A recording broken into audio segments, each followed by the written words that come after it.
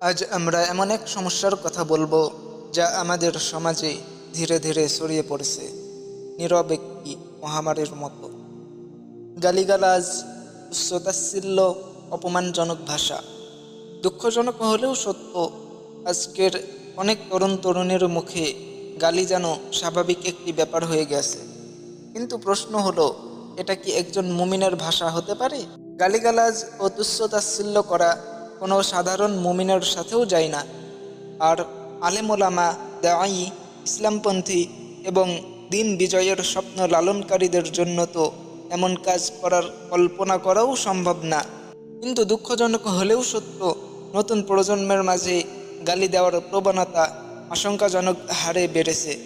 তাই সকল দল, সকল ঘরানা, সকল মাসলাকেরই কিছু কিছু সমর্থকদের মধ্যে গালিগালাজ ও তুচ্ছতাচ্ছিল্য করার প্রবণতা তৈরি হয়েছে। দিন থেকে গাফেল লোকজনও তো গালিগালাজ ও স্ল্যাং ব্যবহার করছেই। বিভিন্ন দিনই ঘরানার অনেক সমর্থকও সামান্য কথা কাটাকাটি বা মতের অমিল হইলেই প্রতিপক্ষকে নিকৃষ্ট ভাষায় গালিগালাজ করছে। ভিন্ন মতের সম্মানিত আলেম ওলামা এবং জ্ঞানী গুণীরাও তাদের জবান থেকে রেহাই পাচ্ছেন না। মা বাবা তুলে গালি দেওয়া, বিভিন্ন প্রাণের সাথে তুলনা করা, অমুক তমুকের দালাল আখ্যা দেওয়া, কৃতকারী করা ইত্যাদি কাজ পর্যন্ত অনেকের কাছে ডাল ভাত হয়ে গেছে। ইন্না লিল্লাহি ওয়া ইন্না ইলাইহি রাজিউন। অথচ ধর্মীয় ও সামাজিক উভয় দৃষ্টিকোণ থেকে এই কাজগুলো অত্যন্ত ঘৃণিত ও নিন্দিত। ইসলামের শরিয়ায় এই কাজের কারণে আজরের অর্থাৎ বেত্রাঘাতের বিধান রাখা হয়েছে। আল্লাহ তাআলা কুরআনুল কারীমে বলেন, ওয়াল্লাযীনা ইউযুনাল মুমিনিনা ওয়াল মুমিনাত বিগাইরি মা ইকতাসাবু ফাকাদ ইহতামালু বুহতানাও ওয়া ইসমান মুবিনা। আর মুমিন পুরুষ ও মহিলাদেরকে কোনো অপরাধ ছাড়াই কষ্ট দেয়, তারা অপবাদ ও সুস্পষ্ট পাপের বোঝা বহন করে।